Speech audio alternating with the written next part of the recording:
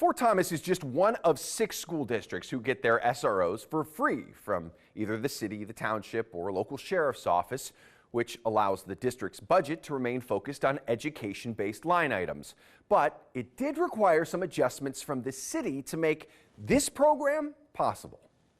You've probably heard the saying, nothing is free. Fort Thomas Independent School District has an exception to that rule in Officer Zach Rolfer. It's been 5 years since Fort Thomas Police placed an SRO inside the halls of the school at no cost to the district. How long have you been doing that? 2018, they discussed a lot of that, and it was determined just to go ahead and let's get it moving, and we went ahead and funded it. That's true.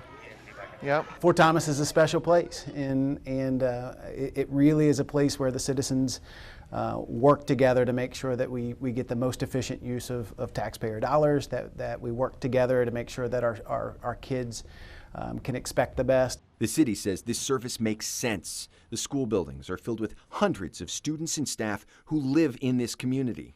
Part of it is, yes, we're helping the schools, but the school is the city, right? I mean, all the students that are there are citizens. Look at that. It's not like we're helping out and inappropriately using tax funds. It's appropriate because that's, you know, the whole population are residents. So it makes sense for us to be helping out in that way as well. Matt Kramer is the city manager in Fort Thomas, a former police officer and the man best suited to know the ups and downs of this relationship from a city and police perspective. While protecting the schools is a top priority, Fort Thomas is pulling an officer off the streets and areas that could otherwise need attention. Kramer tells us the constant resource within the schools allows the other patrol officers to remain focused on the rest of the community. That person handles all school events, so you know, typically before we had a person come off the street anyway to handle it. So in reality, you know, service-wise, it was kind of a wash because they handle all the school investigations, all of the calls that would normally get pulled an officer off the street. So they were able to just readjust their patrol plan, so it didn't cost us any more money, but services are about the same. Without the concern of a cost for a school resource officer, Fort Thomas Independent Schools says they've been able to add additional measures to keep children safe. That's awesome. There are many elements that go into making sure that our students are safe.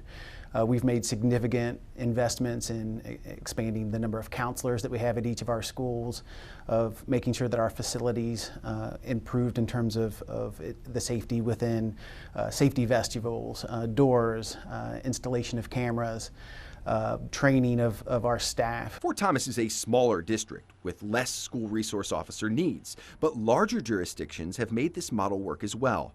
The City of Cincinnati Police Department provides SROs at no cost to Cincinnati Public Schools. While Fort Thomas Independent Schools may not pay into the program, the police department is still getting something valuable out of this deal.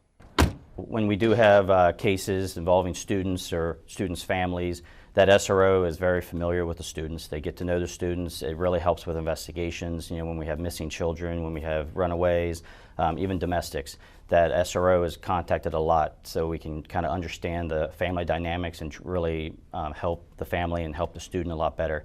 So there's a lot of benefits to having our own officer in the schools when it comes to things like that. Have it going.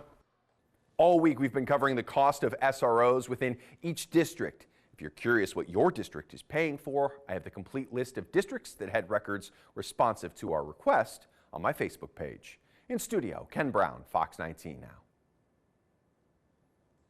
Yay.